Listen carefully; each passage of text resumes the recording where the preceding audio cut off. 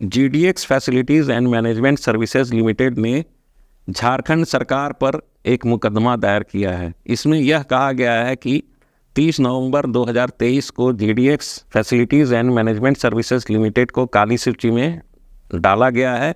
इस आदेश को तत्काल प्रभाव से रद्द किया जाए और इसको लेकर झारखंड सरकार के उत्पाद विभाग के कई अधिकारियों और अन्य पर GDX facilities and management services limited ने रिट याचिका दायर की है। इस रिट याचिका का नंबर 6944 ऑफ 2023 है। इसकी सुनवाई फरवरी माह में निर्धारित है।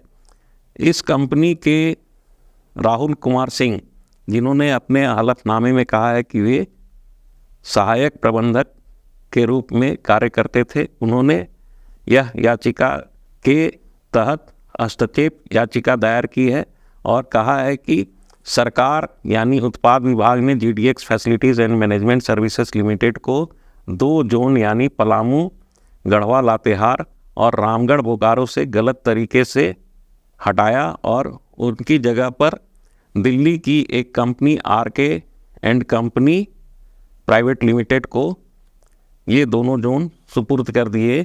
और इसमें जीडीएक्स फैसिलिटीज़ ने यह भी कहा है कि उन पर लगाए गए तमाम आरोप जो हैं निराधार हैं।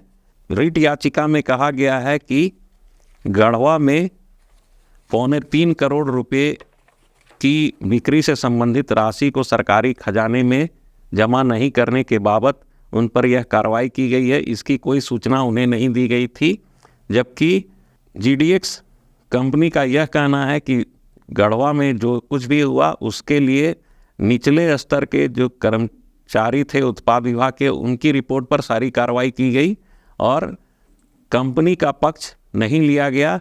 जो उत्पाद नीति झारखंड में लागू है उसके कई प्रावधानों के अनुरूप उनका ब्लैक लिस्टिंग सही नहीं है, इसलिए उन दोनों जोनों में आरके एंड कंपनी को जो प्लेसमेंट एजेंसी के रूप में बहाल किया गया है उससे निरस्त करते हुए दोबारा उन्हें रखा जाए और जो बैंक गारंटी जीडीएक्स फैसिलिटीज़ लिमिटेड की जमा कर ली गई है, जब्त कर ली गई है, उसे वापस किया जाए। रिट याचिका 6 दिसंबर 2023 को हाई कोर्ट में दायर की गई है और हस्तक्षेप याचिका जो है वह 19 दिसंबर 2023 को दायर की गई है। इस पर अभी कोई किसी तरह का संज्ञान कोर्ट ने नहीं लिया है। मुख्य न्यायाधीश की अदालत में यह रिट याचिका दायर है। इसकी सुनवाई फरवरी 2024 में होगी।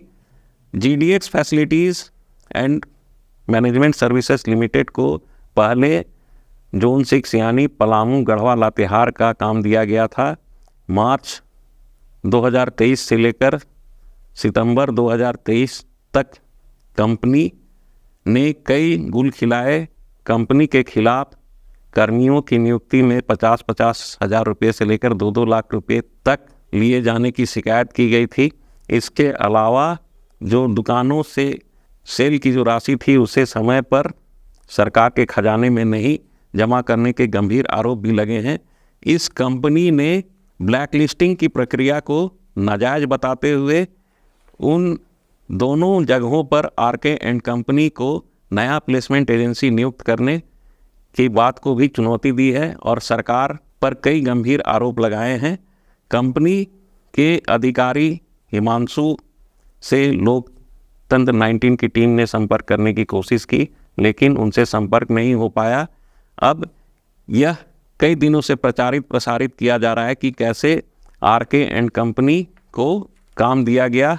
इसमें हाईकोर्ट में जो दायर की गई है याचिका, उसमें यह कहा गया है कि आरके एंड कंपनी ने जो सरकार को बैंक गारंटी जमा किया था उसमें Jharkhand state beverage corporation limited का नाम गलत है और इन्हीं दस्तावेजों को यहाँ पे प्रूफ के रूप में याचिका में संलग्न किया गया है, जबकि सच्चाई इसके इतर है, विपरीत है। आरके एंड कंपनी को एचडीएफसी बैंक लिमिटेड ने 2 जोन की जो बैंक गारंटी जारी की थी उसमें स्पेलिंग मिस्टेक था, जिसे 24 घंटे के अंतराल में ही सुधार लिया गया। अब देखना है कि हाईकोर्ट इस पूरे प्रकरण में क्या निर्णय लेती है, हाईकोर्ट का क्या आदेश आता है। अभी तक GDX facilities and management services limited को ब्लैकलिस्ट करने की सरकार की कार्रवाई पर हाईकोर्ट ने किसी तरह का संज्ञान नहीं लिया है, ना कोई स्थगनादेश पारित किया है। नमस्कार, जोहार।